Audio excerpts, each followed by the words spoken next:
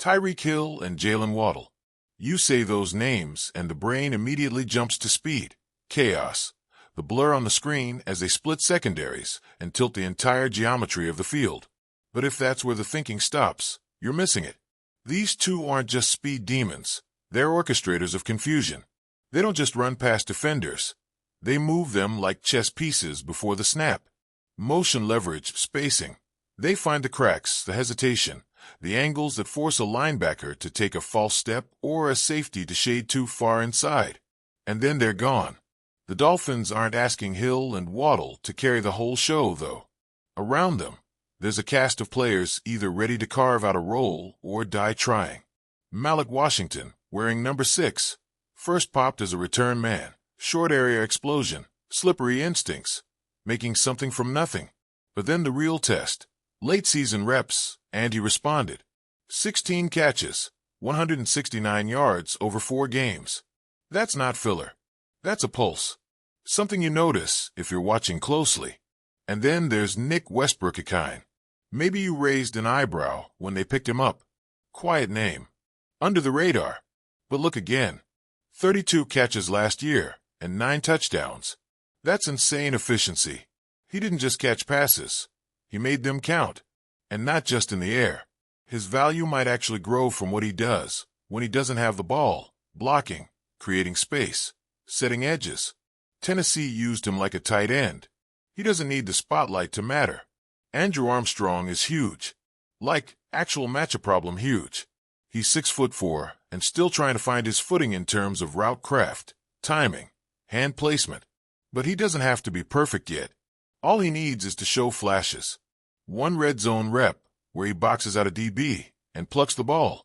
One camp day where his catch radius turns a poor throw into a highlight. That's how you stay. D. Eskridge was a maybe. Then an injury hit. And just like that, he was on the shelf. But spring arrived, and so did he. Not in a scream it from the rooftops way, but in the way coaches notice. Consistency. Separation. No wasted steps. He's back in the mix. Taj Washington has wheels. The kind that force the corners to turn and sprint from the second the ball is snapped. But he didn't get to show it in his rookie debut. Injury. Missed time. That makes this camp personal. When you've had something taken, your hunger changes. There's edge in every rep. Then comes Monterey Baldwin. Undrafted, but don't let that fool you. At the combine, he ran a 4.32 in the 40. Say it again, 4.32. That's not just speed. That's panic speed. It makes defensive coordinators sweat. But speed alone won't get you on the field.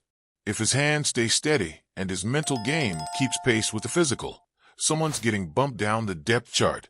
Eric Ezukanma is still here. Year 4. It's go time. Nobody survives 4 seasons in the background unless the team sees something. He's either breaking through now or breaking away entirely. There's also size. Tarek Black, Theo Wees Jr., both 6 feet 3 inches. Armstrong again at 6 feet 4 inches. These guys are fighting for a very specific purpose. To be the guy that wins jump balls, boxes out in the red zone, creates chaos when you need 7 and the field shrinks. They're not there to replace Hill or Waddle. They're there to do the dirty work when speed isn't the answer. And don't forget Henning.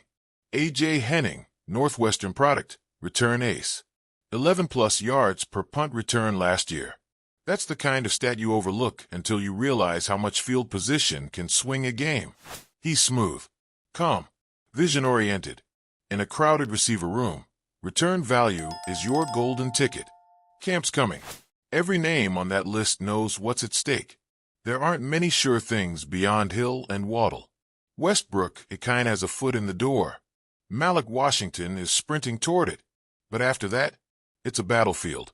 It's D versus Taj. Smooth versus raw fire. One needs cleaner footwork. The other needs to stay on the field. Only one might get the shot. Baldwin could be a problem. He just needs to make sure his speed translates every single day. If he's catching balls clean, running routes tight, and showing that burst, the team will notice. And what about Armstrong, Wees, Black? One of them sticking, maybe 2. Maybe none. They have to show value on special teams, in short yardage, in contested catches. Practice squad. Maybe. But they want more. Everyone does.